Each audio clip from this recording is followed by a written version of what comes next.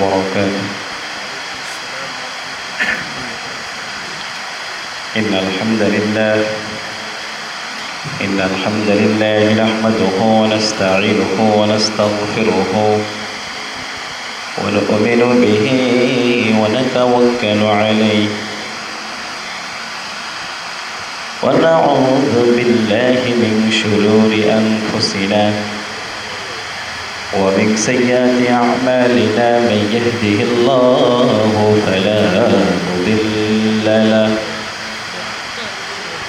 ومن يضلل فلا هادي له أي فلم تجد له وليا مرشدا. ونشهد أن لا إله إلا الله وحده لا شريك له والذي لا ضد له ولا ند له لا مثل له ولا مثيل له لا وزير له ولا كفيل له لا شبه له ولا شبيه له لا ولد له ولا والد له وهو الواحد الفرد الصمد لم يلد ولم يولد ولم يكن له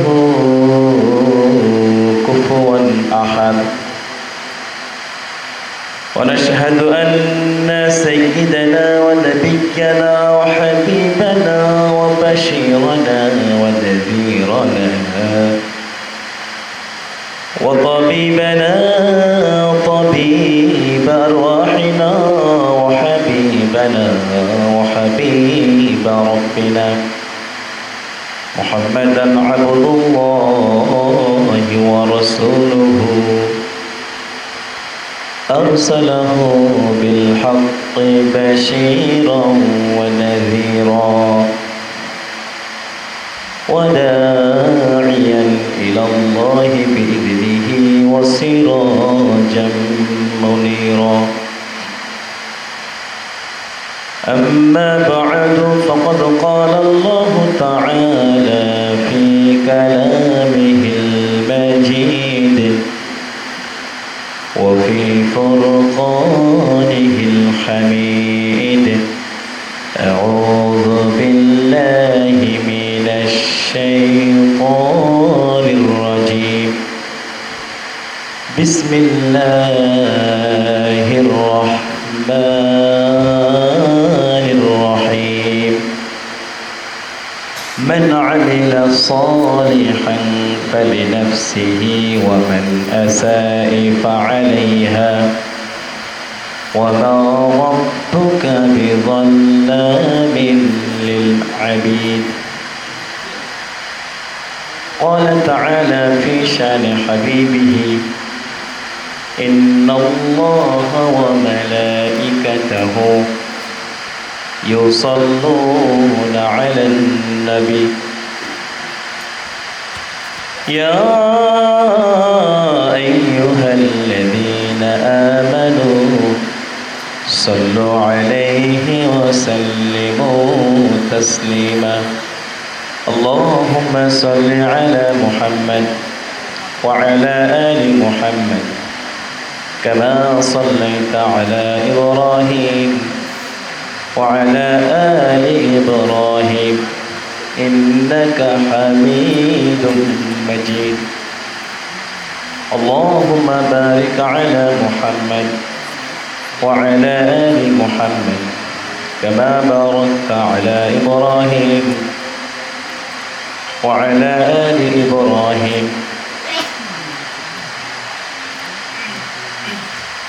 إنك حميد مجيد. হাজার ব্যথা বেদনার পরে ফিরে আসনি তুমি আপন ঘরে। দিনের আলো তুমি ছড়িয়ে দিতে চলে গেলে মদিনা মক্কা ছেড়ে। হে রাসূল তোমাকে ভুলি আমি কেমন করে, হে রাসূল তোমাকে ভুলি আমি কেমন করে। হাজারো ব্যথা বেদনার পরে ফিরে আসনি তুমি আপন ঘরে, দিনের আলো তুমি ছড়িয়ে দিতে, চলে গেলে মদিনা মক্কা ছেড়ে। হে রাসূল তোমাকে ভুলি আমি কেমন করে, হে রাসূল তোমাকে ভুলি আমি কেমন করে। খেয়ে না খেয়ে দিন প্রচারের কাজে নিজেকে দিয়েছ বিলিয়ে, তায়েফের কাফেরেরা চিনল না সে আলো, দুষ্টু ছেলেদের পিছু দিল লেলিয়ে। পাথরের আঘাতে ক্ষত বিক্ষত হয়ে সারা শরীর থেকে রক্ত ঝরে। হে রাসূল তোমাকে ভুলি আমি কেমন করে। আপনারা সবাই কেমন আছেন? আলহামদুলিল্লাহ। সকল প্রশংসার মালিককে। আল্লাহ সব সময় প্রশংসা করব কার? আল্লাহ প্রশংসা করলে খুশি হয় একজন, তিনি কে? আল্লাহ। আল্লাহ খুশি হলে লাভ নাকি লস? বলেন, লাভ আল্লাহ খুশি হলে লাভ নাকি লস? লাভ সবাই আমরা লাভের খাতায় নাম লেখাতে চাই তো? ইনশাআল্লাহ। আল্লাহ আমাদের নামটি লাভের খাতায় লিখে দেন করে আমিন। আমার সাথে সবাই বলেন, রব্বানা লাকাল হামদ রব্বানা লাকাল হামদ হামদান কাসীরান হামদান কাসীরান তাইয়িবান তাইয়িবান মুবারাকান ফীহি মুবারাকান ফীহি ইয়া রাব্বি ইয়া রাব্বি লাকাল হামদু লাকাল হামদু কামা ইয়ানবাগী কামা ইয়ানবাগী লিজালালি ওয়াজহিক লিজালালি ওয়াজহিক ওয়া আযীমি সুলতানিক। ওয়া আযীমি সুলতানিক। লাকাল হামদু বিল ঈমান লাকাল হামদু বিল ইসলাম লাকাল হামদু বিল কোরআন। প্রশংসা করলাম কার? খুশি হলেন একজন, তিনি কে? আল্লাহ রাব্বুল ইজ্জাত ওয়াল জালাল। দারুল উলুম মঈনুল ইসলাম মাদ্রাসা উপশহর রাজশাহীর উদ্যোগে হাফেজ ও হাফিজা ছাত্রছাত্রীদের পাগড়ি ও হিজাব প্রদান উপলক্ষে আজকের তাফসীরুল কোরআন মাহফিল। আজকের এই মাহফিলের সম্মানিত সভাপতি সাহেব, এরপরে আমার সামনে উপস্থিত মাদ্রাসার ওলামা তোলাবা, পর্দার আড়ালের মা ও বোনেরা, সকলকেই আমি আমার অন্তঃস্থল হতে আরও একবার সালাম দিচ্ছি। সবাই উচ্চ স্বরে শরীরের সকল শক্তি উজাড় করে রব্বে কাবাকে খুশি করার জন্য সকলেই সালামের জবাব দিবেন, আসসালামু আলাইকুম ওয়া রাহমাতুল্লাহ।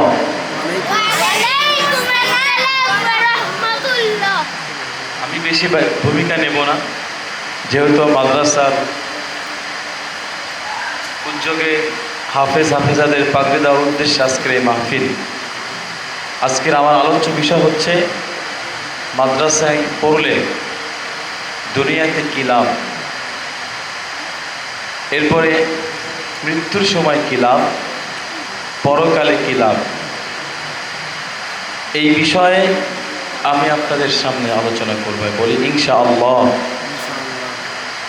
আল্লাহ রাব্বুল ইজ্জাত ওয়াল জালাল পবিত্র কালামে মাজিদের মধ্যে বলছেন, ওয়ালাকাদ কাররামনা বানি আদম, আমি আল্লাহ মানুষকে কাররামনা বানিয়েছি, সম্মানিত করে বানিয়েছি। কাকে? জোরে বলতে হবে, কাকে? আমি আল্লাহ মানুষকে সম্মানিত করেছি। এরপরে আবার আল্লাহ বলছেন, উলাইকা কাল আনআম, মানুষ হচ্ছে চতুষ্পদ জন্তুর মতো, কাল আনআম।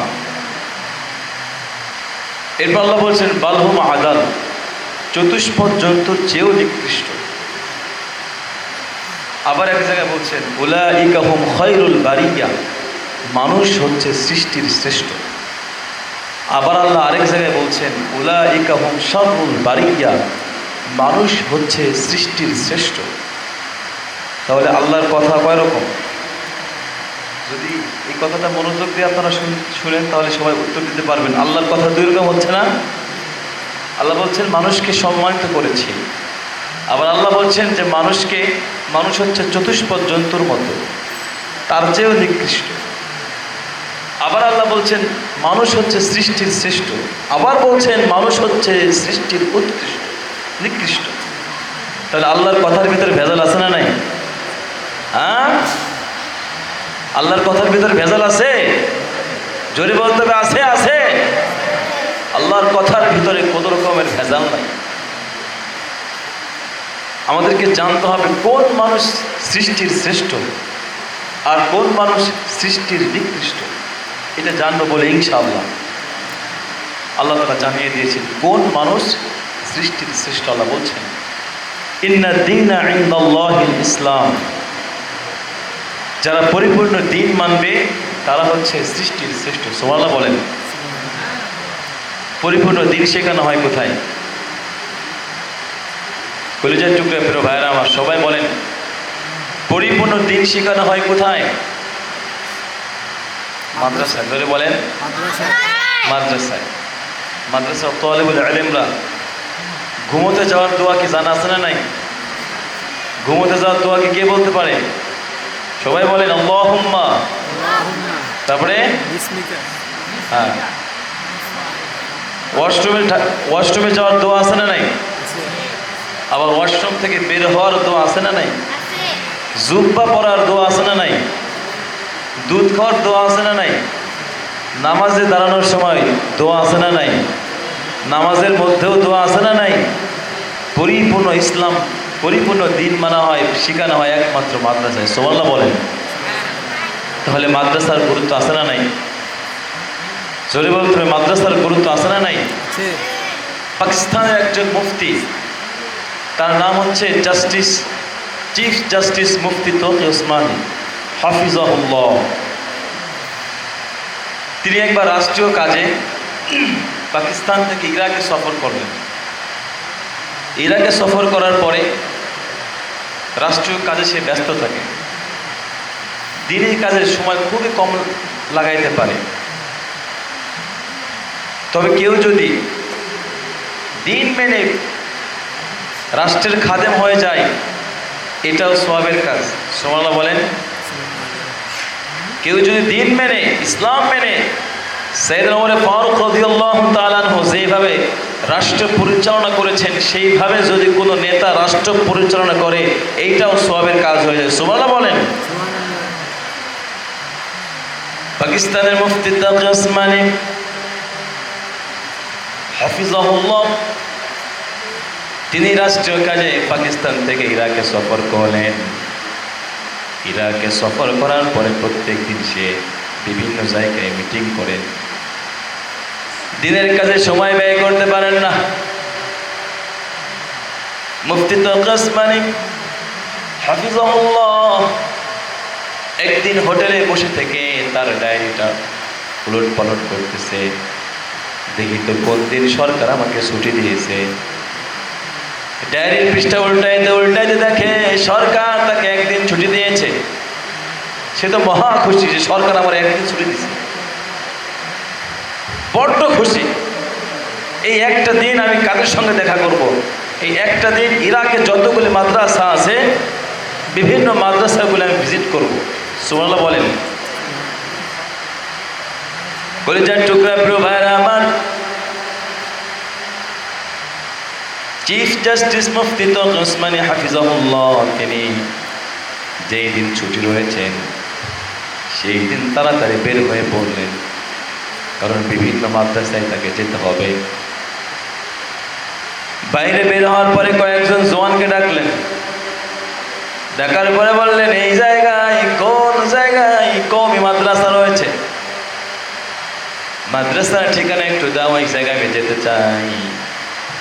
যুবক পোলাপানরা ডাক দিয়ে বললেন হুজুর আপনি যেই মাদ্রাসার কথা বললেন এই মাদ্রাসার নামও আমরা জীবনে শুনি নাই। নাউজুবিল্লাহ পড়বেন না, আরো জোরে বলতে হবে। আমার কথা বোঝা যায়? আমি তো রাজশাহীর ছেলে, বোঝা যায় কথা? হুজুরকে ডাক দেয়া বলে, হুজুর আপনি যে মাদ্রাসার কথা বললেন, এই মাদ্রাসা নামের কোনো প্রতিষ্ঠানের কথা আমরা শুনি নাই। হুজুর তো অবাক, এরা মাদ্রাসার কথা শুনে নাই কোনোদিন। কয় হুজুর এই মাদ্রাসায় কি পড়ানো হয়? হুজুর বললেন এই মাদ্রাসায় কোরআনে মাজিদ শেখানো হয়, এই মাদ্রাসায় দ্বীন শেখানো হয়, এই মাদ্রাসায় থেকে হাজার হাজার হাফেজে কোরআন তৈরি হয়। কোন সুবহানাল্লাহ। আল কোরআনের প্রথম বাণী পড়ো, আল কোরআনের প্রথম বাণী পড়ো, আল হাদিসে নবীর কথা পড়ো, পড়ে পড়ে শিখো, শিখে শিখে তুমি তোমার নিজের জীবন করো। সুবহানাল্লাহ বলেন। এগুলো সব জানে কিন্তু কোরআন জানে না। দাম আছে আল্লাহর কাছে কোনো দাম নাই। সব জানে, পাশাপাশি কোরআনও জানে, তার সে দামি মানুষ আর কেউ নাই। আবার খালি কোরআন জানলে হবে না, সব জানতে হবে তোমাকে। কলেজার টুকরা প্রিয় ভাইরা আমার, চিফ জাস্টিস মুফতি তকি ওসমানী হাফিজাহুল্লাহ, তাদের সঙ্গে যখন কথা বলছিলেন, ইন দ্য মেন টাইম একজন লোক দূর থেকে দেখতে পেলেন কি যেন তাদের সঙ্গে কথা বলে। তিনি এসে মুফতি তকি ওসমানীকে বললেন, বাজান বাজান আপনার নাম কি, কোথায় থেকে আসছেন, কি আপনার পরিচয়? এই মুফতি তকি ওসমানী তিনি 2 বার সারা পৃথিবী ভ্রমণ করেছেন। কয়বার? 2 বার। যেই জায়গায় সর্বপ্রথম সূর্য উদিত হয় সেই জায়গাতেও তিনি সফর করেছেন। সর্বপ্রথম সূর্য উদিত হচ্ছে কিরামতি এক দ্বীপ রাষ্ট্রীয় এলাকা, এই জায়গায় সর্বপ্রথম সূর্য উদিত হয়। হুজুর বলেন যে ওই জায়গায় আমার একটা ছাত্র আছে, ওই জায়গায় তো কওমি মাদ্রাসা আছে। সুবহানাল্লাহ বলেন। ওই জায়গাতে হিফজখানা আছে। সুবহানাল্লাহ বলেন। কিন্তু নাই কোথায়? ইরাকে। অথচ ইরাক থেকে সর্বপ্রথম ইসলামের আলো ছড়িয়ে পড়েছিল, অথচ ওই ইরাকে আপনার মাদ্রাসা নেই। কলিজার টুকরা প্রিয় ভাইরা আমার, মুরব্বী বলল, বাবা কি তোমার নাম, কি তোমার পরিচয়, কোথায় থেকে আসছো? মুফতি তকি ওসমানী উনি তখন একটা পরিচয় দিলেন। তিনি দেখতে পেলেন যে আমার তো 2টা পদ আছে, 2টা পদই আছে। আমি হচ্ছে মাদ্রাসায় পড়াই, আবার হচ্ছে চিফ জাস্টিস, প্রধান বিচারপতি। এক কাজ করি, প্রধান বিচারপতি দুনিয়াতে যতদিন আছে ততদিন আছে, মারা গেলে আর নাই। কিন্তু আমার আরেকটা আসল পরিচয় আছে, আমি হচ্ছে কোরআনের খাদেম। সুবহানাল্লাহ বলেন। তিনি বললেন আমি হচ্ছে কোরআনের খাদেম, আমি কোরআন পড়ে হাদিস পড়াই। কোন দেশে? পাকিস্তানে। মুরব্বী বললে, বাবা শোনেন, এই আশেপাশে কোনো হিফজখানা নাই, এই আশেপাশে কোনো মাদ্রাসা নাই। আপনি যে মাদ্রাসার কথা বলতেছেন, এই মাদ্রাসায় যদি যেতে চান, এখান থেকে 700 কিলোমিটার দূরে বড় পীর আব্দুল কাদের জিলানী রাহমাতুল্লাহি আলাইহির কবরের মাজার, ওই মাজার মসজিদের একজন ইমাম সাহেব আছেন, তিনি হচ্ছে কোরআনের হাফেজ এবং তিনি সর্বপ্রথম কওমি মাদ্রাসাতে লেখাপড়া করেছেন। সুবহানাল্লাহ। 700 কিলোমিটার দূরে। এই কথা যখন শুনেছেন, সঙ্গে সঙ্গে মুফতি তকি ওসমানী নিয়াত করছেন আমি 700 কিলোমিটার দূরে পাড়ি দিয়ে হলেও সে আলেমের সঙ্গে সাক্ষাৎ করতে চাই। আল্লাহু আকবার। তার আগে সহজের জন্য আপনাদেরকে বলি, মুফতি তকি ওসমানী এই এশিয়া মহাদেশের ভিতরে যদি 1, 2, 3 এমন কোনো আলেমের সিরিয়াল করা হয়, তাহলে তিনাকে বাদ দিয়ে যদি সিরিয়াল করা হয় তাহলে সেটা পরিপূর্ণ হবে না। এত বড় একজন আলেম, এত বড় একজন আলেম হয়ে আরেক আলেমের সাথে সাক্ষাৎ করতে যাবে কয়শো কিলোমিটার রাস্তা পাড়ি দিয়ে ভাই? 700 কিলোমিটার রাস্তা পাড়ি দিয়ে একজন আলেমের সঙ্গে সাক্ষাৎ করতে যাবে। কলিজার টুকরা প্রিয় ভাইরা আমার, যে মুফতি সাহেব সারা পৃথিবী 2 বার সফর করেছেন, সেই মুফতি সাহেব 700 কিলোমিটার পাড়ি দিয়ে চলে গেলেন বড় পীর আব্দুল কাদের জিলানী রহমাতুল্লাহ আলাই মাজার মসজিদের ইমামের সঙ্গে সাক্ষাৎ করার জন্য চলে গেলেন। যেই সময় পৌঁছালেন ওই সময় নামাজের সময় ছিল না।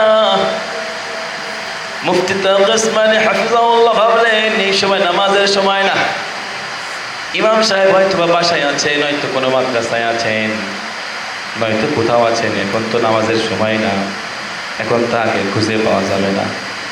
এক কাজ করে যেহেতু চলে আসছি, ভালোভাবে ওযু বানায় নাই। মুফতি তাকি উসমানী হাফিজাহুল্লাহ সুন্দর করে ওযু করলেন। ওযু করার পরে যখন মসজিদের ভিতরে প্রবেশ করলেন, মসজিদের ভিতরে প্রবেশ করার পরে দেখতে পেলেন মিম্বারের সাথে একজন বান্দা বসে থেকে কি যেন জিকির করে, সুবহানাল্লাহ। একজন বান্দা জিকির করে বৃদ্ধ হয়ে গিয়েছে। মুফতি তাকি উসমানী চলে গেলেন, যাওয়ার পরে চেহারার দিকে তাকালেন। চেহারার দিকে তাকানোর পর তিনি আন্দাজ করতে পারলেন আমি যে মুফতি সাহেবকে খোঁজ করার জন্য আসছি, আমি যে আলেমের সঙ্গে সাক্ষাৎ করার জন্য আসছি, নিশ্চয় ইনি হবেন সে আলেম। কারণ আলেমের দিকে তাকাইলেই বোঝা যায় ইনি হচ্ছেন খাঁটি আলেম।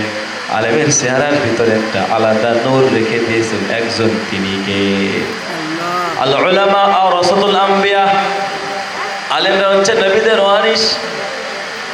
হাদিসে পাকের ভিতরে আল্লাহর হাবিব সাল্লাল্লাহু আলাইহি ওয়াসাল্লাম বলেছেন, যেই জায়গায় কবর আছে, কবরের পাশ দিয়ে যদি একজন কোরআনের হাফেজ হক্কানি আলেম যাতায়াত করে, ওই কবরের আযাব রব্বুল আলামিন 40 দিন পর্যন্ত মাফ করে দেন। যদি বলেন আল্লাহু আকবার। পৃথিবীর কোনো মানুষের কাছে আলেমের দাম না থাকলে, হাফেজের দাম না থাকলেও একজন রবের কাছে দাম আছে। আর ওই রব যদি দাম দেয়, পৃথিবীর সব মানুষ যদি দাম না দেয়, কোনো 4 পয়সা যাই আসে। একজন কোরআন হাফেজকে রব্বুল আলামিন বলবেন ইকরা ওয়ারতাকি ওয়ারাতিল কামা কুনতা তুরাতিলু ফিদ দুনিয়া ফাইন্না মানজিলা ইনদা আখিরি আয়াতান তাকরাউহা। সুবহানাল্লাহ। একজন কোরআন হাফেজকে আল্লাহ বলবেন ইকরা, তেলাওয়াত করো, কামা কুনতা তুরাতিলু ফিদ দুনিয়া, দুনিয়াতে যেভাবে তেলাওয়াত করতে থেমে থেমে তাবদীলের সাথে এইভাবে তেলাওয়াত করো। এই বান্দা এবার তেলাওয়াত শুরু করবে। একটা আয়াত পড়বে, ওর বিল্ডিংটা হয়ে যাবে একতলা। 2টা আয়াত পড়বে, ওর বিল্ডিংটা হয়ে যাবে 2 তলা। এইভাবে 6666 তলায় তার স্থান হবে। জোরে বলতে হবে আল্লাহু আকবার। তাহলে আলেমের মর্যাদা, হাফেজদের মর্যাদা কার কাছে আছে ভাই? জোরে বলতে হবে কার কাছে? আল্লাহর কাছে। মুফতি তাকি উসমানী হাফিজাহুল্লাহ উনি গিয়ে সালাম দিলেন। সালাম দেওয়ার পর নিজের পরিচয় দিলেন, বললেন হুজুর এই জায়গায় কোনো মাদ্রাসা নাই, আমি আপনার সঙ্গে সাক্ষাৎ করতে আসছি। হুজুর তার জন্য দোয়া করলেন, বললেন কোথায় থেকে আসছেন? কয় পাকিস্তান থেকে। পাকিস্তান থেকে এসছি, 700 কিলোমিটার রাস্তা পাড়ি দিয়ে আপনার চেহারাটা দেখার জন্য আসছি গো হুজুর। হুজুর মুফতি তাকি উসমানীকে চেপে ধরলেন, ধরার পরে বললেন তোমাদের পাকিস্তানে এরকম মাদ্রাসা কয় হাজার আছে? কয় লাখ লাখ আছে। ও হুজুর শুধু পাকিস্তানে নাই, আপনি শুনলে অবাক হবেন, ইন্ডিয়াতেও লাখ লাখ রয়েছে। ও হুজুর শুধু ইন্ডিয়াতে নাই, বাংলার জমিন, ছোট্ট একটা জমিন, এই জায়গা তো লাখ লাখ মাদ্রাসা রয়েছে। সুবহানাল্লাহ জোরে বলেন। সঙ্গে সঙ্গে চেপে ধরলেন, বললেন মুফতি সাহেব তুমি এখান থেকে যাওয়ার পরে এই কথাটি অ্যানাউন্স করে দিবে, বড় পীর আব্দুল কাদের জিলানী মাজার মসজিদের ইমাম সাহেব বলেছে এই সকল মাদ্রাসাগুলো যেন কখনোই বন্ধ হতে না দেয়, দাঁত দিয়ে কামড়া হলেও এই সকল মাদ্রাসাগুলা খোলা রাখার জরুরত আছে না নাই? নয়তো ইসলাম থাকবে না, হাফেজ আলেম পাবেন না, মসজিদ মাদ্রাসাগুলো থাকবে না, সব উঠে যাবে। ডাক্তার তৈরি হয় কোথায়? ডাক্তার মেডিকেল কলেজে, ঠিক কিনা? ডাক্তার তৈরি হয় কোথায়? মেডিকেল কলেজে। সব ডাক্তারগুলো দেখে মেডিকেল কলেজ থেকে বের হচ্ছে, চোখের ডাক্তার, নাকের ডাক্তার, কানের ডাক্তার, হার্টের ডাক্তার, সব ডাক্তারগুলা মেডিকেল কলেজ থেকে বের হয়। এখন এই মেডিকেল কলেজগুলো যদি বন্ধ হয়ে যায়, ডাক্তার তৈরি হবে ভাই? ডাক্তার পাওয়া যাবে? না। তাহলে ডাক্তার থেকে সুচিকিৎসা পাইতে হইলে, ডাক্তার জন্ম দিতে হইলে মেডিকেল কলেজ খোলা রাখার দরকার আছে। আলেমদেরকে পৃথিবীর ভিতরে পাইতে চাইলে মসজিদ থাকবে, মাদ্রাসা থাকবে, ইমামতি থাকবে, সব থাকবে। এগুলো যদি মনে করেন তার জারি রাখবেন, তাহলে মাদ্রাসাগুলাও চালু রাখার দরকার আছে না নাই? আছে। আছে। কলেজের টুকরা প্রিয় ভাইরা আমার, এর জন্য মাদ্রাসা অপরিসীম গুরুত্ব রয়েছে। আমি আপনাদেরকে বলবো, মাদ্রাসায় পড়লে দুনিয়াতে কি লাভ হবে? কয়েকদিন খালি আখেরাতেই লাভ আছে, দুনিয়াতে কোনো লাভ নাই। মাদ্রাসায় পড়লে খালি আখেরাতে লাভ, দুনিয়াতে কোনো লাভ নাই। দুনিয়াতে কি কি লাভ আছে শোনেন। 1 নম্বর লাভ, দুনিয়াতে যদি কোনো মানুষ মাদ্রাসায় পড়ে, তাহলে পারে জনগণ সুন্দর নির্ভরযোগ্য আমানতদার নেতা পাবে। সুবহানাল্লাহ বলেন। আর জোরে বলেন সুবহানাল্লাহ। আওয়াজ নাই। সুবহানাল্লাহ। জোরে বলেন সুবহানাল্লাহ। সুবহানাল্লাহ। কথা বলতে হবে ভাইরা আমার। মাদ্রাসায় পড়লে লোকেরা আমানতদার নেতা পাবে। কেমন আমানতদার শোনেন তাহলে। সাইয়েদনা ওমর ফারুক রাদিয়াল্লাহু তাআলা আনহু, তিনি ছিলেন অর্ধ জাহানের খলিফাতুল মুসলিমিন। তার কাছে একবার রিলিফের চাদর আসলো। রিলিফের চাদর তিনি সকাল থেকে সন্ধ্যা পর্যন্ত একটা একটা একটা করে বিতরণ করলেন। পরের দিন জুমাবার, সাইয়েদনা ওমর ফারুক রাদিয়াল্লাহু তাআলা আনহু যখন জুমার নামাজ পড়তে আসছে, তখন রিলিফের চাদর 2টা পরে আসছে। কয়টা? 2টা। তিনি যখন এভাবে বক্তব্য দিবেন, ইন্দামের টাইম, মুসল্লিরা বলে, হুজুর আপনার কথা শুনতাম না, আপনার কথা মানতাম না। জনগণরা আপনি একটা চাদর দিলেন, আর আপনি নেতা ভাই 2টা চাদর ব্যবহার করলেন, আপনার কথা শুনতামও না, মানতামও না। এর জবাব আপনাকে দিতে হবে আগে। আপনি যদি এর জবাব দিতে পারেন, তবেই আপনার কথা শুনবো, আপনার কথা মানবো, মানবো না। সাইয়েদনা ওমর ফারুক রাদিয়াল্লাহু তাআলা বললেন, আপনারা যে প্রশ্ন করেছেন, এই প্রশ্নের উত্তর আমি দেবো না, আমার সন্তান আব্দুল্লাহ দেবে। সাইয়েদনা ওমর ফারুক রাদিয়াল্লাহু তাআলা মিম্বার থেকে নেমে গেলেন। তার সন্তান আব্দুল্লাহকে বলেন, আব্দুল্লাহ এই প্রশ্নের উত্তর তুমি দিয়ে দাও। সাইয়েদনা ওমর ফারুক রাদিয়াল্লাহু তাআলা ছেলে আব্দুল্লাহ এবার জনগণের উদ্দেশ্যে বললেন, আপনারা সবাই কান করে শুনে রাখেন, গতকালকে যে রিলিফের চাদর আসছিল, আমার বাবা সবাইকে একটা একটা করে চাদর দিয়েছিল। আমার বাবা নিজেও একটা করে চাদর নিয়েছিল।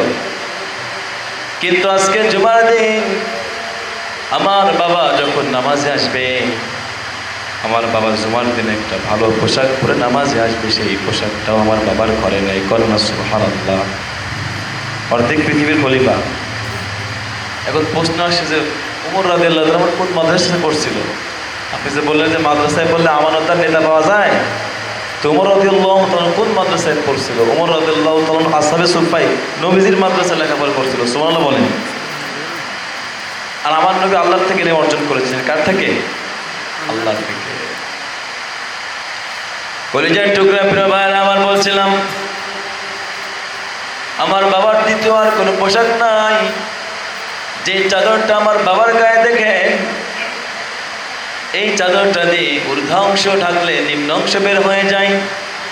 ঊর্ধ্বাংশ বলা হয় নাভির উপর থেকে মাথা পর্যন্ত, আর নিম্ন অংশ বলা হয় নাভির নিচ থেকে হাঁটুর নিচ পর্যন্ত। এই চাদরটা দিয়ে নিম্ন অংশ ঢেকলে উপরের অংশ বের হয়ে যায়, উপরের অংশ ঢাকলে নিম্ন অংশ বের হয়ে যায়। আমি বাধ্য হয়ে আমার চাদরটা আমার বাবাকে দিয়েছি। ও বাবা যান, আপনি জুমার নামাজটা আমার চাদর গায়ে দিয়ে নামাজ পড়ে আসেন। সুবহানাল্লাহ। এর জন্য মাদ্রাসায় পড়লে আমানতদার নেতা পাওয়া যায়। আর যেই জায়গায় নেতা আমানতদার হয়ে যায় ওই জায়গায় রাখাল আমানতদার হয়ে যায়।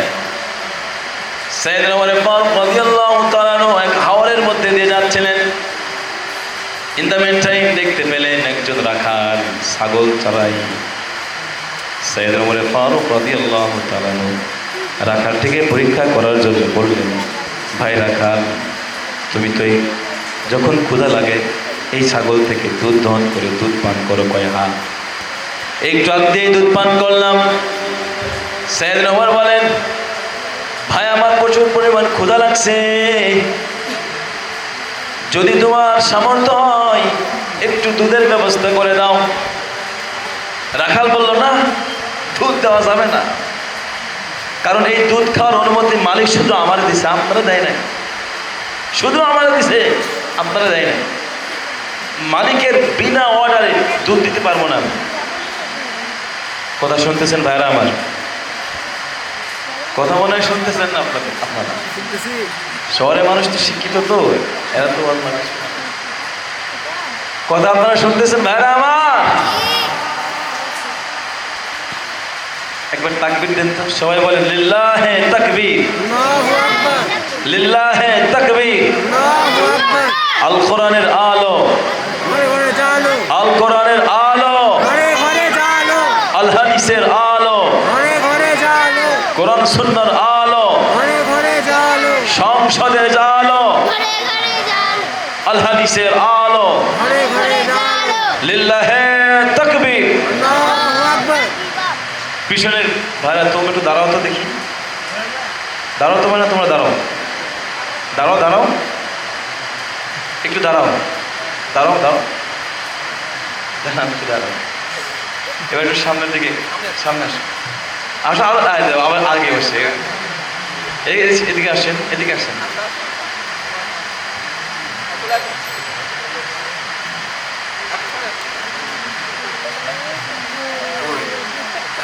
এখনই এত অলস?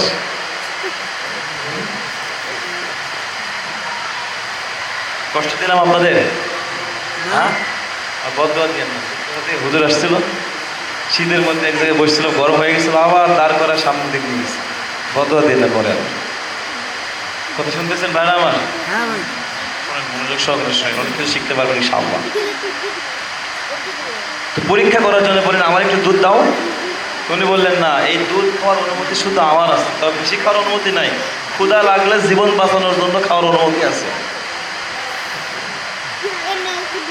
ওমর রাদিয়াল্লাহু তাআলা বললেন, তোমার মালিক তো জানতে পারবে না, দাও না আমার একটু দুধ।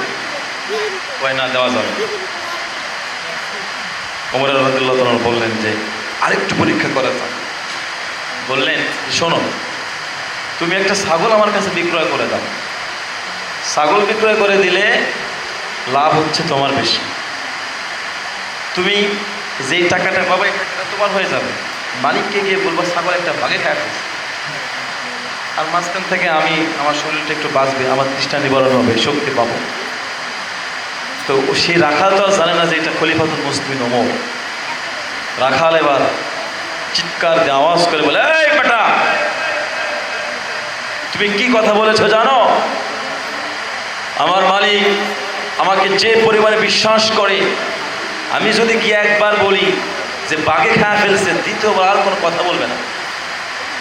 কিন্তু তুমি আমাকে এই কথা বলো যে দুনিয়ার মালিককে ঠকাইতে পারলে আখেরাতের মালিককে কি আমি ঠকাইতে পারবো? দুনিয়ার মালিকের চোখকে ফাঁকি দিতে পারলেও আখেরাতের মালিকের চোখকে আমি ফাঁকি দিতে পারবো? মহান রবের চোখকে কি আমি ফাঁকি দিতে পারবো? সুবহানাল্লাহ বলেন। যেই দেশের নেতা হয় আমানতদার, সেই দেশের রাখালরাও আমানতদার হয়ে যায়। সুবহানাল্লাহ বলেন। তাহলে মাদ্রাসায় পড়লে আমানতদার কি পাওয়া যায়? জোরে বলেন।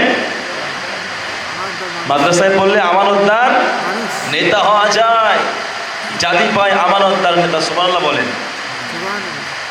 2 নম্বর, দুনিয়াতে যে লাভ হয় সেটা হচ্ছে অসৎ কাজ থেকে বিরত থাকা যায়।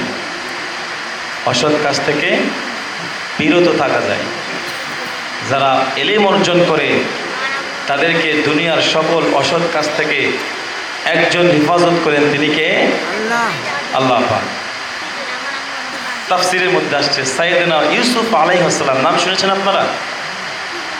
ইউসুফ নবী তার ভাইরা যখন তাকে কূপের মধ্যে ফেলে দিল, তো ওই দিক দিয়ে বণিকের একটি দল যাচ্ছিল। সাইয়েদনা ইউসুফ নবীকে ওখান থেকে তারা তুলে নিয়ে গেলেন। মিশরের বাজারে লক্ষ লক্ষ স্বর্ণ মুদ্রার বিনিময়ে সাইয়েদনা ইউসুফকে বেচে দিলেন আজিজে মিশরের কাছে। আজিজে মিশরের কোনো ছেলে ছিল না। ইউসুফ আলাইহিস সালামকে দেখে তার পছন্দ হয়ে গেল, কিনে নিয়ে গিয়া তার বউ জুলাইখাকে হাদিয়া দিল যে তোমার জন্য এটা হাদিয়া। সুবহানাল্লাহ বলেন। সাইয়েদনা ইউসুফ আলাইহিস সালাম ওই সময় ছোট ছিল। জুলাইখা দেখার পরে জুলাইখা সাইয়েদনা ইউসুফ আলাইহিস সালামের প্রেমে পড়ে গেল। জুলাইখা বলে, ইউসুফ তুই কবে বড় হবি? ও ইউসুফ কবে বড় হবি? প্রতিদিন ইউসুফ আলাইহিস সালামকে এই তাগিদ দেয়। আর সাইয়েদনা ইউসুফ আলাইহিস সালামের রুমে ঢুকলে ঘন্টার পর ঘন্টা সাইয়েদনা ইউসুফ আলাইহিস সালামকে দেখেই যায়। কন্যা সুবহানাল্লাহ, কি সুন্দর চেহারা ছিল তার। পৃথিবীতে যত সৌন্দর্য আছে এই অর্ধেক সৌন্দর্য সারা পৃথিবীর মানুষকে দিয়েছেন, আর সাইয়েদনা ইউসুফকে অর্ধেক দিয়েছেন। সুবহানাল্লাহ। সাইয়েদনা ইউসুফ আলাইহিস সালাম এত সুন্দর একজন যুবক ছিলেন। জুলাইখা কয়েকবার সাইয়েদনা ইউসুফকে তার প্রেমের ফাঁদে ফেলানোর চেষ্টা করেছে, কিন্তু পারে নাই। একদিন রাত 12টা বাজে। কয়টা বাজে? রাত 12টা বাজে। ইউসুফ আলাইহিস সালাম তার কক্ষের ভিতরে রাজ্যের বিভিন্ন বিষয়াদি নিয়ে ভাবতেছেন। এদামের টাইম জুলাইখা তার দাসীকে বলল, কালিমামাকে বলল, এই কালিমামা, সাইয়েদনা ইউসুফকে ডাক দাও। বলে জুলাইখা আহান করেছে, আর ইউসুফ যখন আসবে তখন ঘরের সব দরজাগুলা বন্ধ করে দিবা, এই গোপন কক্ষে নিয়ে আসবা, সব দরজাগুলা বন্ধ করে দিবা। সাইয়েদনা ইউসুফ আলাইহিস সালামকে ডাক দিলেন। ইউসুফ আলাইহিস সালাম না করতে পারলেন না, কারণ তার মালিক তাকে আহান করেছে, তার মালিক তাকে ডাক দিয়েছে, যেতেই হবে। সাইয়েদনা ইউসুফ আলাইহিস সালাম তারটাকে সাড়া দিলেন, ঘরের ভিতরে গেলেন। কালিমামা পেছন থেকে সব দরজাগুলি বন্ধ করে দেয়। 7টা দরজা পাড়ি দেওয়ার পরে এরপরে জুলাইখার গোপন কক্ষ, সেখানে সাইয়েদনা ইউসুফকে নিয়ে গেল। সাইয়েদনা ইউসুফ আলাইহিস সালামকে নিয়ে যাওয়ার পরে জুলাইখা সুন্দর করে সাজুগুজু করছে। জুলাইখা বলে, ও ইউসুফ তুমি আমার দিকে তাকাও। সাইয়েদনা ইউসুফ আলাইহিস সালাম তাকান না, কারণ ইউসুফ আলাইহিস সালামের ভিতরে ভয় আছে। কার? আরো জোরে বলতে হবে, কার? সাইয়েদনা ইউসুফ আলাইহিস সালামের ভিতরে ভয় আছে একজন, তিনি কে? আল্লাহর ভয় আছে। তাকায় না, কথা বলে না, নিচের দিকে তাকিয়ে আছে। জুলাইখা বলে, ইউসুফ রে, ও ইউসুফ, কতদিন ধরে আমার মনের জল্পনা কল্পনা, আমার ভিতরে যে আগুন জ্বলছে সে আগুন তুই নিভাবি। সাইয়েদনা ইউসুফ আলাইহিস সালাম বলেন, এই যে গোপন কক্ষের ভিতরে আমাকে ডাকা হয়েছে, আপনি তো মনে করতেছেন পৃথিবীর কেউ দেখতেছে না, কিন্তু রবগুলা দেখে কি দেখে না? আমার রব দেখে কি দেখে না? জুলাইখা বলে, ও এটা ঠিক আছে। ঘরের ভিতরে অনেকগুলা মূর্তি ছিল, এই মূর্তিগুলা জুলাইখার চাদরের এই আঁচল দিয়ে এভাবে ঢেকে দিচ্ছে, মূর্তিগুলা এভাবে ঢেকে দিচ্ছে। সাইয়েদনা ইউসুফ নবী বললেন, তোমার কি লজ্জা লাগে? কয়, হ্যাঁ লজ্জা লাগে, খোদা যে তাকায় আছে এই জন্য খোদাগুলো ঢেকে দেয়।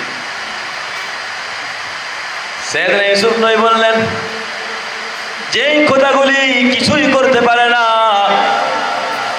যেই খোদাগুলি মানুষের উপকার অপকার কিছুই করতে পারে না, নিজে নিজে চলতে পারে না, হাঁটতে পারে না, কিছুই বলতে পারে না, খাইতে পারে না, এরা তো দেখতেও পারে না, এমন মাটির খোদার সামনে আমার সঙ্গে জিনা করতে তোমার লজ্জা লাগে? অথচ যে মহান রব্বুল ইজ্জত ওয়াল জালাল আমাকে বানিয়েছেন, পৃথিবী বানিয়েছেন, আসমান বানিয়েছেন, সূর্য বানিয়েছেন, রাতেও দেখেন, দিনেও দেখেন, 24টা ঘন্টা দেখেন, ওই মহান রব্বুল ইজ্জত আমাকে দেখেন, তোমাকে দেখেন, বলো বলো বলো, আমি ইউসুফ ওই রব্বুল ইজ্জাতুল জালালের সামনে তোমার সঙ্গে কেমনে জিনা করতে পারি? আল্লাহু আকবার। আল্লাহু আকবার। আমি ইউসুফ তোমার সঙ্গে জিনা করতে পারবো না। তুমি তোমার রবের চেহারা যেভাবে ঢাকলাম, সেইভাবে যদি আমার রবের চেহারা, আমার রবের চোখ যদি ঢাকতে পারো, তবে আমি ইউসুফ তোমার সঙ্গে জিনা করব। আমার প্রশ্ন হলো, বলেন তো, আল্লাহর চোখকে ফাঁকি দেওয়া কি সম্ভব? সম্ভব? না। আল্লাহর চোখকে ফাঁকি দেওয়া সম্ভব না। সাইয়েদনা ইউসুফ আলাইহিস সালাম এখান থেকে বাঁচবে কেমনে? আল্লাহ পাক রব্বুল আলামিনের সঙ্গে সাইয়েদনা ইউসুফ নবীর সম্পর্ক আছে না নেই? আল্লাহ পাক রব্বুল আলামিন বললেন, ওরে ইউসুফ, শয়তান শয়তানের কাজ করবে, আল্লাহ আল্লাহর কাজ করবে। ও ইউসুফ, তুমি এখন সামনের দিকে দৌড় দাও। ইউসুফ নবী বলে, আল্লাহ, সামনের দিকে দৌড় দেব, তালা মারা, যাবো কোন দিকে? সুবহানাল্লাহ বলবেন না? সামনের দিকে তালা মারা, যাবো কোন দিকে? আবার পিছনে জুলেখাও দৌড়ায়, যাবো কোন দিকে? আর জোর করে কি ভালোবাসা হয় ভাই? প্রেম তো লোকের জমিনায় জবরদখল করে হয়, প্রেমের দখল নিতে হলে প্রেমে দখল নিতে হয়। সুবহানাল্লাহ বলে। ভালোবাসা কি জোর করে পাওয়া যায়? ভালোবাসা দিয়ে ভালোবাসা জয় করতে হয়। আল্লাহ রাব্বুল আলামিন বলেন, ইউসুফ সামনের দিকে তাকাও, দৌড় দাও। আল্লাহ যেহেতু দৌড় দিতে বলছে, সাইয়েদনা ইউসুফ নবী দৌড় দিয়েছে। দৌড় দেওয়ার সঙ্গে সঙ্গে ঠাস ঠাস করে দরজাগুলি খুলে দিয়েছেন একজন, তিনি কে? আল্লাহ। ঠাস ঠাস করে দরজাগুলি খুলে দিয়েছেন। এই জন্য আল্লাহ রাব্বুল আলামিন বলেন, ফাইল্লাম তাকুন তারাহু ফাইন্নাহু ইয়ারাকা। যখন কোনো গুনাহ করবে, ভাববে তোমার সামনে মহান রব্বুল ইজ্জাতুল জালাল আছে। আর এইটা যদি ভাবতে নাও পারো, ভাববা মহান রব্বুল ইজ্জাত যাই করি সবগুলা দেখে কি দেখে না? সব দেখেন তিনি। তাহলে দুনিয়াতে যদি কেউ ইলম অর্জন করে, মাদ্রাসায় লেখাপড়া করে, তাহলে সকল প্রকার বিপদ থেকে হেফাজত করেন একজন, তিনি কে? অসৎ কাজ থেকে হেফাজত করেন একজন, তিনি কে? আল্লাহ রাব্বুল ইজ্জাতুল জালাল। কলিজার টুকরা প্রিয় ভাইরা আমার, তাহলে মাদ্রাসায় পড়লে দুনিয়াতে যে লাভগুলো হবে, 1 নম্বর মনে আছে, আদর্শবান ন্যায় নিষ্ঠাবান নেতা পাওয়া যাবে। সুবহানাল্লাহ বলেন। 2 নম্বর, সকল প্রকার পাপ অন্যায় থেকে বেঁচে থাকা যাবে। সুবহানাল্লাহ বলেন। এবার আমি আপনাদেরকে বলবো যে মরণকালে মাদ্রাসায় পড়লে কি লাভ? বলেন তো, মরণকালে মাদ্রাসায় পড়লে কি লাভ? মাদ্রাসার শিক্ষা দ্বারা কি লাভ? শুনে যাবেন তো ইনশাআল্লাহ। ইনশাআল্লাহ। মরণকালে কেউ যদি মাদ্রাসা লেখা পড়ে তো মরণকালে সেই ঈমান নিয়ে কবরে যাবে। সুবহানাল্লাহ বলেন। তাফসীর থেকে বলছি, সরাসরি তাফসীর থেকে বলছি। ফেরাউন একদিন স্বপ্নে দেখে যে বনী ইসরায়েলের মধ্যে এমন একজন লোক আসবে, আসার পরে তার এই ক্ষমতা দখল করে দেবে। সে মহা চিন্তার মধ্যে পড়ে গেল, চিন্তাবিদ হয়ে গেল। এখন কি করা যায়? এক কাজ করো, মন্ত্রী মহোদয়কে ডাকো, ডাকার পরে পরামর্শ করো কি করা যায়। তারা সবাই মিলে পরামর্শ দিল যে এখন থেকে কোনো বাচ্চাকে আর জীবিত রাখা যাবে না। নাউযুবিল্লাহ বলেন। বনী ইসরায়েলের ভিতরে যত পুরুষের, যত মহিলার, যত মানুষের বাচ্চা হয়, সব বাচ্চাগুলাকেই হত্যা করে ফেলে। 1 বছর পরে দেখা গেল কাজের জন্য আর কোনো লোক পাওয়া যাচ্ছে না, দাসও পাওয়া যায় না, দাসীও পাওয়া যায় না। মহা মুসিবত। কি করা যায়? তো বললো, শোনো, শুধুমাত্র ছেলেদেরকে মারবা, মেয়েদেরকে মারবা না। 1 বছর পরে দেখা গেল যে ছেলের মুখই দেখা যায় না, খালি মেয়ে আর মেয়ে, মেয়ে আর মেয়ে। এখন ছেলে নাই, যে শহরে শুধু মেয়ে আর মেয়ে। মেয়ের অধিকারগুলো পূরণ করবে কারা? ছেলেরাই তো, নাকি বলেন? মহা মুসিবত। আবার মন্ত্রীদেরকে নিয়ে আলোচনা করলো, বলল শোনো, এক কাজ করো, ছেলেও লাগবে মেয়েও লাগবে, এক কাজ করো, 1 বছর কাউকে মারবা না, পরের বছর আবার সবাইকে মারবা, 1 বছর মারবা, আরেক বছর মারবা না।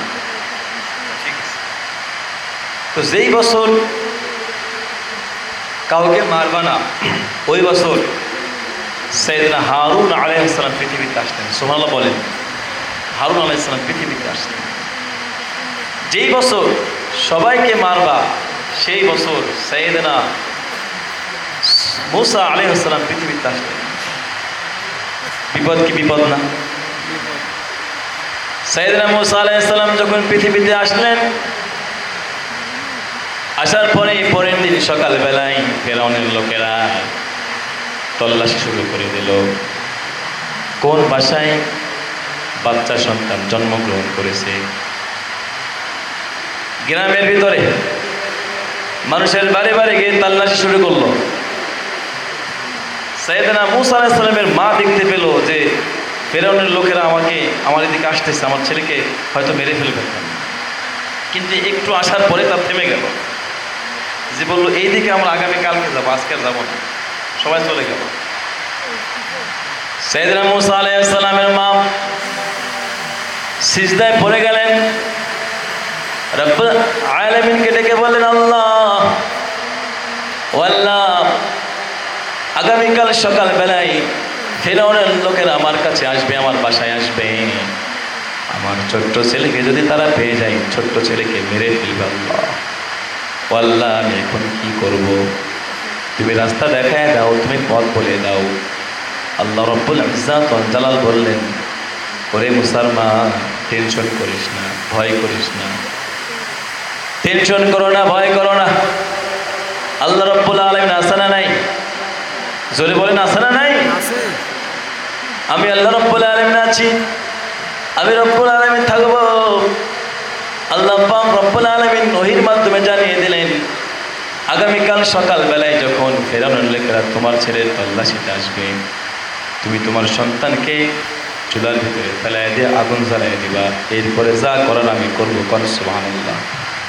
একটা কথা বানায় বলতে না, তাফসীর থেকে বলছি, খুব ভালো করে শোনো। আগামীকাল সকালবেলায় যখন মূসা আলাইহিস সালাম ফেরাউনের দল বলে আসবে, তোমার সন্তানকে আগুনের ভিতরে ফেলে দেবে, বাকি দেখার আমি দেখব। পরের দিন সকালবেলায় যখন ফেরাউনের দলবল বাড়ি বাড়ি তাল্লাশি করতেছেন, দামের টাইম মূসা আলাইহিস সালামের মা দেখতে পেল, হয়তো আমার বাসায় কিছুক্ষণের মধ্যেই ঢুকে পড়বে। চুলার মধ্যে আগুন জ্বালায় দিল, সাইয়েদনা মূসা আলাইহিস সালামকে আগুনের ভিতরে ফেলে দিল। মূসা আলাইহিস সালামকে আগুনের ভিতরে ফেলে দেওয়ার পরেই ফেরাউনের লোকেরা বাসায় চলে আসছে। আসার পরে বলে, এই তোমার বাসায় বাচ্চা আছে কোনো? নবীর মা তো মিথ্যা কথাও বলতে পারে না, কিন্তু বলে নাই যে না, কোনো বাচ্চা নেই। উনি বলছে বাচ্চা আছে কি না, না একটু খুঁজে দেখেন, বাচ্চা আছে না একটু খোঁজ করে দেখেন।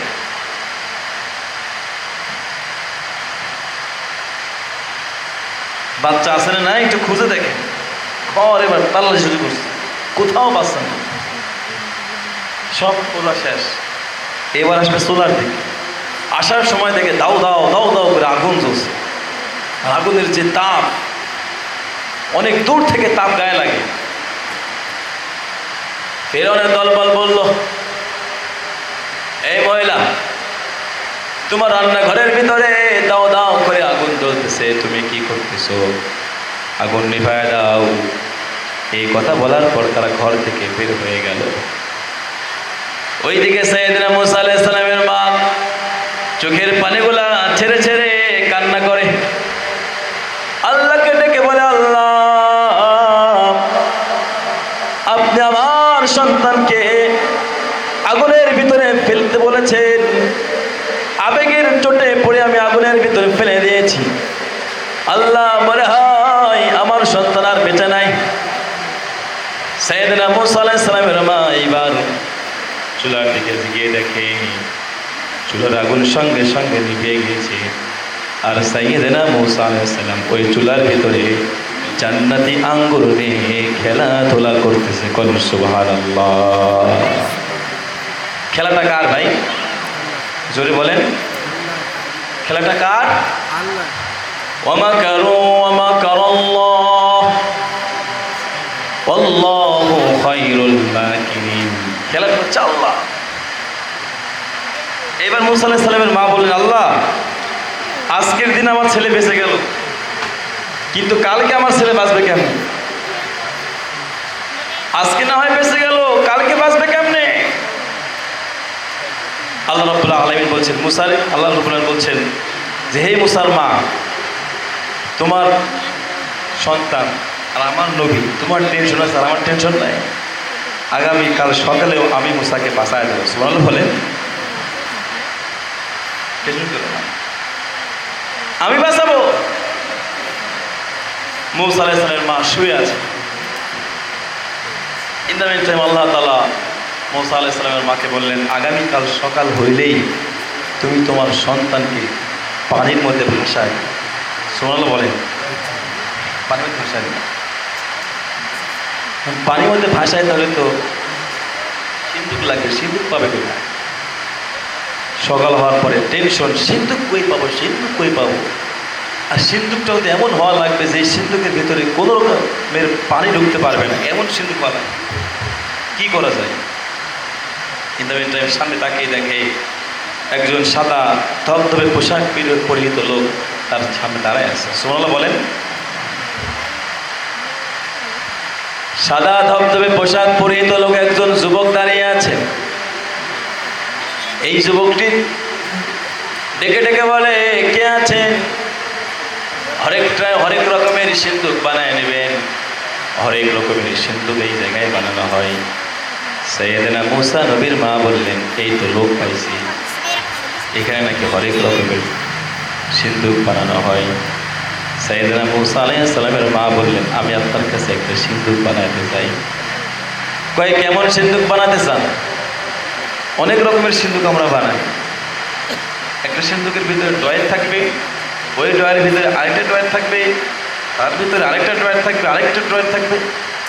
হরেক রকমের আমরা সিন্দুক বানাতে পারি। আপনি কোন সিস্টেমে নেবেন? এই কথা যখন বলছে, মূসা নবীর মা এবার টেনশনে পড়ে গেল। এত সুন্দর লোক, এই লোক নাকি সিন্দুক বানায়? আমার তো সন্দেহ হয়, মনে হয় ফেরাউনের দরবার থেকে আসছে গুপ্ত চোর হিসাবে। আসলে কি আমার বাসায় কোনো ছেলে আছে না, এটা জানার জন্য হয়তো আসছে। মূসা আলাইহিস সালামের মা কোনো কথা বলে না, চিন্তায় পড়ে গেল। কিছুক্ষণ পর দেখতে পেল ফেরাউনের দল বলেরা আবার বাড়ি বাড়ি তল্লাশি করতেছে। ইন দ্য মিন টাইম বলল, আমি এমন একটা সিন্দুক চাই যে সিন্দুকের ভিতরে একটা পোলাপান শুইতে পারে, এমন একটা সিন্দুক চাই। কলিজার টুকরা প্রিয় ভাইয়েরা আমার, তিনি বললেন, এমন সিন্দুক এখানে বানানো হয়, কোনো সমস্যা নাই, কাঠ আনেন। সাইয়েদনা মূসা আলাইহিস সালামের মায়ের কাছে হরেক রকমের কাঠ ছিল। সাইয়েদনা মূসা আলাইহিস সালামের মা কাঠগুলো নিয়ে আসলেন। নিয়ে আসার পরে মিস্ত্রি এবার সিন্দুক বানানো শুরু করে দিয়েছে। বিসমিল্লাহ বলে হাত দিয়ে, জবান দিয়ে থুতা বের করে একটা কাঠের সঙ্গে আরেকটা কাঠ মিলাই দিল। দেখে মনে হবে কোনোদিন এই কাঠের ভিতরে তফাৎ ছিল না, ফাঁকা ছিল না। সুবহানাল্লাহ বলে। এমন সুন্দর নিখুঁত একটা সিন্দুক বানায়। সিন্দুক বানানোর পরে সাইয়েদনা মূসা আলাইহিস সালামকে যখন তার মা শোয়ায় দেবে,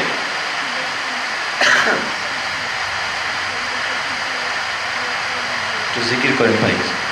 সুবহানাল্লাহ ওয়ালহামদুলিল্লাহ লা ইলাহা ইল্লাল্লাহ সুবহানাল্লাহ আলহামদুলিল্লাহ লা ইলাহা ইল্লাল্লাহ।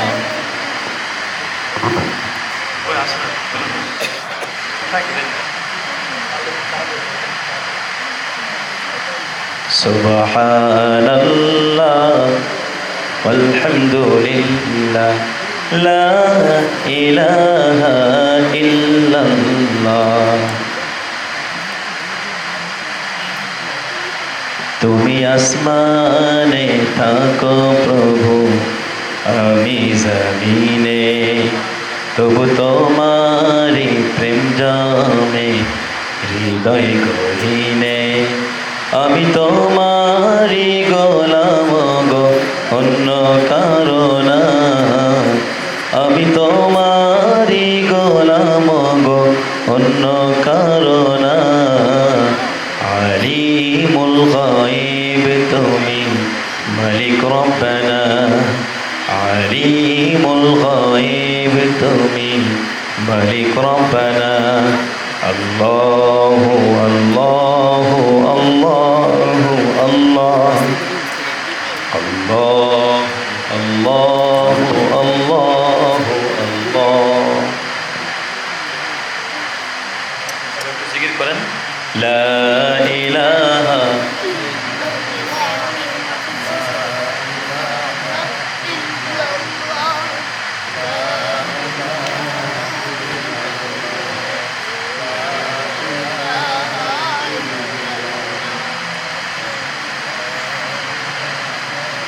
ভাইরা আমার কথা শোনা যায় কথা বোঝা যায় বোঝা যায় আচ্ছা ঠিক আছে আপনাদের জীবনে ধরছে ভাই ঘুমে ধরছে আপনাদের কষ্ট হয় সবাই একবার রব্বুল ইজ্জাত ওয়াল জালালকে খুশি করার জন্য শরীরের সকল শক্তি দিয়ে তাকবীর দেব পারা যাবে ইনশাআল্লাহ ইনশাআল্লাহ লিল্লাহে তাকবীর নারায়ে তাকবীর মাশাআল্লাহ মাশাআল্লাহ মনে হয়েছে আপনারা জাগ্রত আছেন সাইয়েদনা মূসা আলাইহিস সালামের মা এবার যখন সিন্দুক বানানো হয়ে গেল সিন্দুক বানানো হয়ে যাওয়ার পরে আল্লাহ পাক রব্বুল আলামিন ফেরেশতাকে বললেন হে ফেরেশতা তুমি মূসা আলাইহিস সালামের মায়ের হাত থেকে নিয়ে নিজে শোয়ায় দাও কিন্তু শোনো আমার মূসা একবারে মাসুম মাত্র কয়েকদিন হয়েছে তার বয়স তোমার হাতটা এত পরিমাণে নরম করবা যাতে করে মূসা নবীর কোনো প্রকারের কষ্ট না হয় সুবহানাল্লাহ বলেন মূসা আলাইহিস সালামকে ফেরেশতা ধরে তক্তার মধ্যে শোয়ায় দিল আল্লাহ পাক রব্বুল আলামিন মূসা নবীকে বললেন মূসা খবরদার তুমি এখন বাচ্চা আমি যতক্ষণ পর্যন্ত অর্ডার না দেব ততক্ষণ পর্যন্ত কিন্তু কান্না করা যাবে না কোনো প্রকারের আওয়াজ করা যাবে না সুবহানাল্লাহ বলেন মূসা আলাইহিস সালামকে এবার সুন্দর করে শোয়ায় দিলেন তক্তা ভাসায় দিলেন তক্তা যেই দিকে ঢেউ যায় ওই দিকে না গিয়া তক্তা যায় উল্টা দিকে খেলাটা কার অমাকারু অমাকারাল্লাহ আল্লাহু খায়রুল মাকিরিন আল্লাহ বলেন মূসা রে এই খেলাটা আমার যে তোরে মারতে চাইছিল তার ঘরে তোরে বড় করব তার ঘরে বড় করার পরে শক্তি যখন হবে থাপ্পড় দেয়া তারই আবার দুনিয়া থেকে বিদায় করে দেওয়া হবে সুবহানাল্লাহ বলে তত্ত্ব এবার ভাষা শুরু করছে উল্টা দিকে এইদিকে মূসা নবীর মা তার একটা মেয়ে ছিল মেয়েকে বললো শোনো তুমি একটু খোঁজ নাও এই জঙ্গলের ভিতর দিয়ে যাবা দেখবা এই তক্তা কোনো এই সিন্ধু কোনো মতেই যেন ফিরাউনের ঘাটে গিয়া না থাকে কিন্তু আল্লাহ তাআলা লীলা খেলা এই সিন্ধুকটি ভাসতে ভাসতে ভাসতে গিয়ে একেবারে ফিরাউনের ঘাটে গিয়ে পৌঁছায় গেছে সুবহানাল্লাহ বলে একবারে ফিরাউনের ঘাটে গিয়ে পৌঁছায় গেছে তাফসীরের মধ্যে আসছে যে ফিরাউনের একটা পালক মেয়ে ছিল এই পালক মেয়ের আবার একটা দাসী ছিল সেই দাসীর নাম হচ্ছে মাসেতা কিসেতা মাসে এই দাসী আরো কয়েকজন দাসী ওই নদীতে কাজের জন্য, ফেরাউনের বাড়ির কাজের জন্য গেছে। দেখে যে এত সুন্দর একটা সিন্দুক ভেসে আসছে, এই সিন্দুক এত সুন্দর জীবনে আর মানুষ তারা দেখে না। তারা এবার ভাবতেছে হয়তো বা ফেরাউন আমাদেরকে পরীক্ষা করার জন্য এত সুন্দর সিন্দুকের ভিতরে কোনো রত্ন ঢোকায় দেয়া আমাদেরকে পরীক্ষা করতে চায়। এই সিন্দুক এখন খোলা যাবে। কলিজার টুকরা প্রিয় ভাইরা আমার, এই সিন্দুকটি তারা আর খুলল না, না খুলে নিয়ে চলে গেল ফেরাউনের বউ আসিয়া রাদিয়াল্লাহু তাআলা আনহার কাছে। আসিয়া রাদিয়াল্লাহু তাআলা আনহার কাছে যখন নিয়ে আসলেন, নিয়ে আসার পরে বললেন আমরা এই সিন্দুকটি নদীর মধ্যে পেয়েছি, দেখেন তো এই সিন্দুকের ভিতরে কি রয়েছে। আল্লাহ রাব্বুল আলামিন সাইয়েদনা মূসাকে জানিয়ে দিলেন, ওরে মূসা খবরদার হাসবি না, খবরদার কাঁদবি না, যখন আমি তোকে হাসার অনুমতি দেবো এই সময় তুই হাসবি। তার আগ দিয়ে কোনো প্রকারের আওয়াজ করা যাবে না, তার আগ দিয়ে কোনো প্রকারের কান্না করা যাবে না। কন্যা সুবহানাল্লাহ।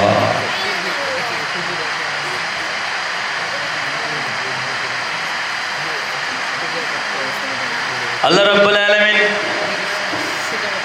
সাইয়েদনা মূসা আলাইহিস সালামকে জানিয়ে দিলেন, মূসা রে যখন এই তক্তা খোলা হবে, তক্তা খোলার সঙ্গে সঙ্গে যিনি তক্তা খুলবে, যিনি এই সিন্দুকটি খুলবে তার দিকে তাকায় একটা মিষ্টি হাসি দিয়ে দিবি, তার আগে একটু হাসবি না। ফেরাউনের বউ আসিয়া এবার তক্তা খোলা শুরু আরম্ভ করে দিয়েছে।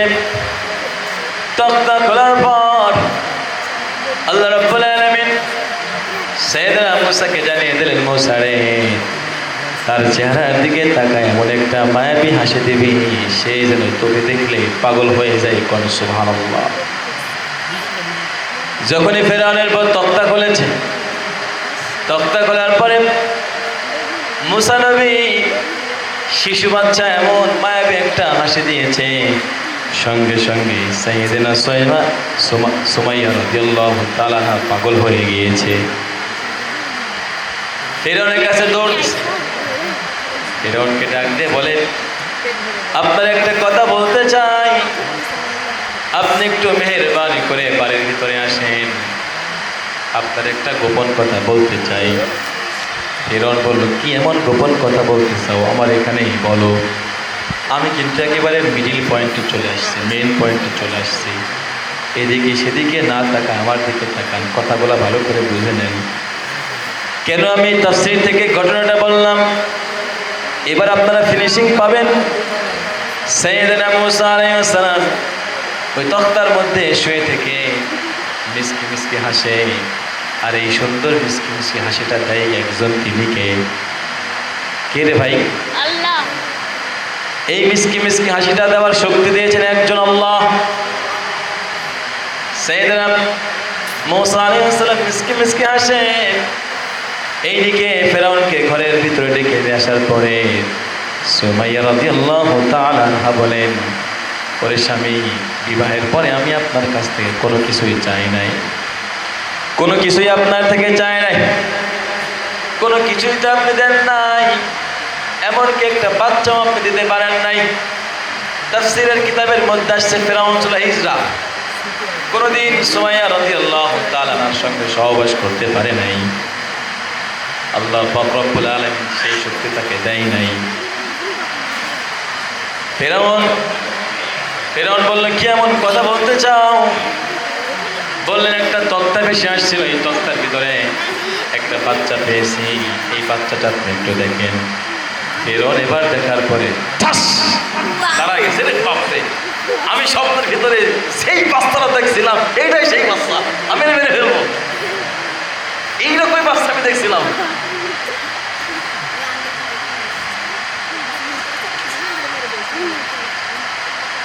আমি তো এই বাচ্চাটাই দেখছিলাম, এটা আমি মেরে ফেলবো। না না না, এটা মারা যাবে না, আপনি তো আমার একটা বাচ্চাও দিতে পারেন না, কিছুই দিতে পারেন নাই, আবার এটা মেরে ফেলবেন আপনি, এটা করা যাবে না, মেয়ে মানুষ তো। কই ঠিক আছে, এটা আমি মারবো, কিন্তু যদি উল্টা পাল্টা করে তাহলে কিন্তু মেরে দেব।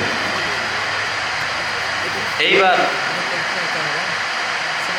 ফেরাউন দেখলো আমার বউ এটা ভালোবাসতেছে, আমিও ভালোবাসবো, যেহেতু মেয়ে মানুষ, পটে গেছে ফেরাউন।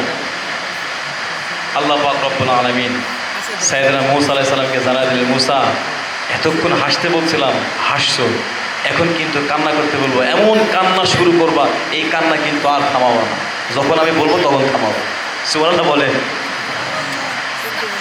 আল্লাহ পাক রব্বুল আলামিন সাইয়েদনা মূসা আলাইহিস সালামকে কান্নার অনুমতি দেন।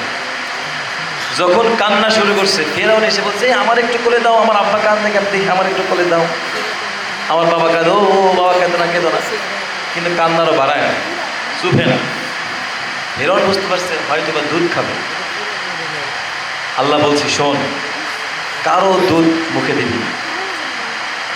আমি ফেরাউনের ঘরে তোর মাকে এনে ফেরাউনের থেকে অনেক লক্ষ লক্ষ কোটি কোটি টাকা বেতন নিয়ে তোর দুধের ব্যবস্থা করবো। সুবহানাল্লাহ বললেন। কলিজার টুকরা প্রিয় ভাইয়েরা আমার, কারো দুধও খায় না, কান্নাও থামায় না। ওই জায়গায় কিন্তু মূসা আলাইহিস সালামের বোন দাঁড়ায় আছে। মূসা আলাইহিস সালামের বোন বলতে, শোনেন, ছোটবেলায় আমরা একটা মেয়ের দুধ খেয়ে মানুষ হয়েছিলাম, অনেক মানুষ তার দুধ খেয়ে বড় হয়েছে, এই মেয়েটারে আনলে কিন্তু কাজ হইতে পারে। তাই নাকি? বলে হ্যাঁ। বলে ঠিক আছে, নিয়ে আসো। আল্লাহ পাক আবার মূসাকে জানাই দিলেন, মূসা একটু পরে তোমার মা তোমাকে দুধ পান করার জন্য আসবে, তুমি কিন্তু সাথে সাথে দুধ পান করো না, খেতে চাইবা না, একটু পরে খাইবা। সুবহানাল্লাহ বলে। আর এই দিকে আল্লাহ পাক মূসা আলাইহিস সালামের মাকে জানাই দিলেন, শোনো, অল্প টাকা কিন্তু বেতন নিতে চলবে না, মেলা টাকা বেতন নেবা, আগেই রাজি হয়েও না, অনেক টাকা নেবা, খাওয়া দাওয়া সব কিছু ফেরাউন দায়িত্ব নেবে, এর বিনিময়ে তুমি দুধ পান করো। সুবহানাল্লাহ। আল্লাহ রাব্বুল আলামিন সব কিছুই পারেন। ওয়ামাকারাল্লাহ ওয়াল্লাহু খায়রুল মাকিরিন। আল্লাহ পাক রব্বুল আলামিন যা চান তাই করেন, তাকে কেউ বাধা দিতে পারেন না। আল্লাহ রাব্বুল ইজ্জাত ওয়াল জালাল যা চান তাই পারেন, এইটা সবাইকে বিশ্বাস করতে হবে। মূসা আলাইহিস সালামের বোন বাসায় আসলে, আসার পরে মাকে ডাক দিয়ে বললেন, মা কাম তো সারছে, ওই তক্তা ওই সিন্দুকটি ভাসতে ভাসতে ফেরাউনের বাসায় চলে গেছে, তোমার সন্তান মূসা কারো দুধ পান করে না, ফেরাউন তোমাকে তালাশ করছে দুধ খাওয়ানোর জন্য। ও মা চলো চলো, তাড়াতাড়ি চলো, তোমার সন্তানকে দুধ খাওয়াতে হবে। আল্লাহ রাব্বুল আলামিন আগেই ওহীর মাধ্যমে জানিয়ে দিয়েছেন ফিরি ফিরি দুধ খাওয়ানো যাবে না। চলে গেলেন, যাওয়ার পরে ফেরাউনের সঙ্গে ডিট হলো, কত টাকা নেবেন? ফেরাউন বলল, কত টাকা চাও সব দেওয়া হবে, থাকা খাওয়া সব আমার বাসায়, বিনিময়ে শুধু আমার সন্তানকে দুধ খাওয়াতে হবে। ওর সন্তানের বাবা, বিনিময়ে আমার সন্তানকে দুধ খাওয়াতে হবে। ওই ঠিক আছে। যখন দুধ খাওয়াতে আরম্ভ করলো, মূসা আলাইহিস সালাম দুধে মুখ দেয় না। এর কিছুক্ষণ পরে যখন আল্লাহ রাব্বুল ইজ্জাত ওয়াল জালাল অনুমতি দিল, সঙ্গে সঙ্গে সাইয়েদনা মূসা আলাইহিস সালাম মায়ের স্তন থেকে দুধ পান করা শুরু করে দিয়েছে। কোন আল্লাহু আকবার। সাইয়েদনা মূসা আলাইহিস সালাম দুধ পান করতে থাকেন আর বড় হতে থাকেন। একদিন আমার ছেলে বলে ফেরাউন যখন মূসাকে কোলে নিয়েছেন, মূসা আলাইহিস সালাম সঙ্গে সঙ্গে ফেরাউনকে থাপ্পড় মেরে দিয়েছে। এমন একটা থাপ্পড় মেরে দিয়েছে, সঙ্গে সঙ্গে ফেরাউন জমিনে পড়ে গিয়েছে, রেগে গিয়েছে, এখনই ওকে হত্যা করে ফেলবো। সঙ্গে সঙ্গে সুমাইয়া রাদিয়াল্লাহু তাআলা আসছেন, আসিয়া রাদিয়াল্লাহু তাআলা আসছেন, আসিয়া রাদিয়াল্লাহু তাআলা আসছেন। আসার পরে বললেন, খবরদার তার গায়ে হাত দিবেন না, এই ছেলেটার প্রতি আমার মায়া হয়, এই ছেলেটার প্রতি আমার মহব্বত হয়, এই ছেলেটাকে আমি ভালোবাসি, নিজের সন্তানের মতো বড় করতে চাই। আসিয়া রাদিয়াল্লাহু তাআলা আনহা এই কথাটি বলার কারণে, আর ফেরাউন বলেছিল এর প্রতি আমার মায়া হয় না, ভালোবাসা জাগে না, এর দেখলে আমার ডর করে। ফেরাউন এই কথাটা বলার কারণে, তাকে আমার পছন্দ হয় না, ভালো লাগে না, এই কথাটা বলার কারণে আসিয়া রাদিয়াল্লাহু তাআলা আনহা মৃত্যুর আগে কালেমা পড়তে পড়তে ইন্তেকাল করেছে। সুবহানাল্লাহ। আর ফেরাউন বলছিল ওরে আমার ভালো লাগে না, পছন্দ হয় না, এই একটা কথা বলার কারণে মৃত্যুর আগ পর্যন্ত ফেরাউনের জবান দিয়ে কালেমা বের হয় নাই, ঈমান নসিব হয় না। সুবহানাল্লাহ বলেন। তাহলে আলেম ওলামাদেরকে ভালোবাসলে, মাদ্রাসা ছাত্রদেরকে ভালোবাসলে মৃত্যুর সময় কালেমা নসিব হয়। আর আলেমদেরকে ঘৃণা করলে, আলেম না হইলে মৃত্যুর সময় বেঈমান হয়ে কবরে যাওয়া যায়। নাউযুবিল্লাহ। তাহলে ঈমান নিয়ে সময় কবরে যাবো তো বলি, যাবো তো ইনশাআল্লাহ। আল্লাহ আমাদেরকে কবুল করুন, বলেন আমিন। ওয়া আখিরু দাওয়ানা আলহামদুলিল্লাহি রাব্বিল আলামিন। প্রধান বক্তা চলে আসছে, গুরুত্বপূর্ণ বক্তব্য দেবেন, আপনারা সকলে শুনবেন ইনশাআল্লাহ।